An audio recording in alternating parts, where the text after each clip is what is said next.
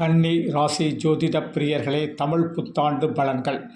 தமிழ் புத்தாண்டில் நல்ல நட்புகள் உருவாகும். நட்புகளால் பல உயர்வுகள் கிடைக்கும்.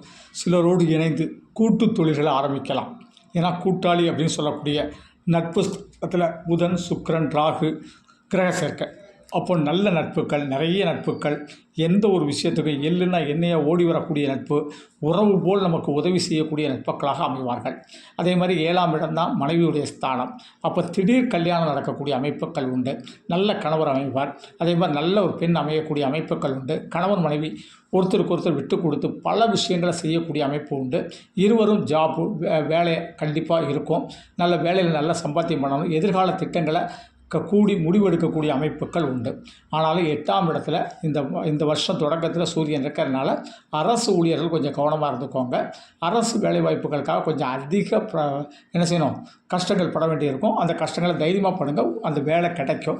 ஆனால் இந்த வருஷ தொடக்கத்தில் பாக்கியஸ்தானத்தில் குரு பகவான் சீக்கிரம் திருமண விஷயங்களை வரன் தேடுறதெல்லாம் கொஞ்சம் குயிக்காக பண்ணுங்கள். ஏன்னா இந்த மாதத்துக்கு அப்புறம் பார்த்திங்கன்னா குரு பகவான் அடுத்த மாதம் பார்த்திங்கன்னா இந்த சித்திரைக்கு அப்புறம் வைகாசியில் நமக்கு 10ஆம் இடத்துக்கு போயிடுவார். அப்போ தொழிலில் வேலையில் சில சிரமங்கள் ஏற்படும். வேலை மாற்றங்கள் உருவாகும். நமக்கு நிறைய ஒர்க்லோடு பிரச்சனைகளை உருவாக்குவாங்க. கொஞ்சம் கவனமாக இருந்துக்கோங்க. தொழிலில் போட்டிகள், பொறாமைகள் அதிகமாக வரக்கூடிய ஒரு காலம். எவ்வளோ போட்டிகள் இருந்தாலும் சரி, பொறாமைகள் இருந்தாலும் சரி, அதெல்லாம் தாண்டி நீங்கள் உண்மை, உழைப்பு, நேர்மை அப்படிங்கிற ஒரு தாரக மந்திரத்தில் போங்க.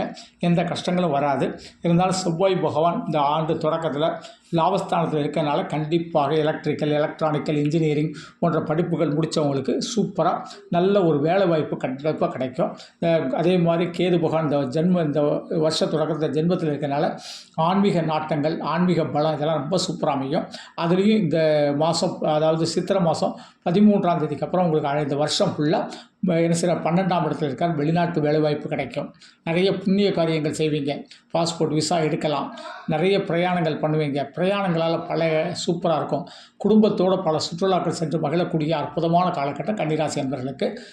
இந்த வருஷம் நம்ம வழிபட வேண்டிய தெய்வம் கண்டிப்பாக குரு பகவான் 10ஆம் இடத்துக்கு வர்றதுனால வியாழக்கிழமை சிவ வழிபாடு, தட்சிணாமூர்த்தி வழிபாடு, அதே போல் சாய்பாபா வழிபாடு கண்டிப்பாக செய்யுங்க. நன்றி. தெய்வீக மாரிமுத்து. 98 42 52 16 69 இதனுடைய செல் நம்பர். இந்த நம்பரில் அப்பாயின்மெண்ட் வாங்கிட்டு சென்னை, தூத்துக்குடி, பெங்களூரில் சந்திங்க. அதே போல் ஜோதிடம் என்ன செய்யலாம், நீங்கள் ஜிபே பண்ணிவிட்டு கூட நீங்கள் உங்களுடைய date of birth, time of birth எல்லாம் அனுப்பிட்டு ஜோதிடம் கேட்கலாம். நன்றி. தெய்வீக மாரிமுத்து.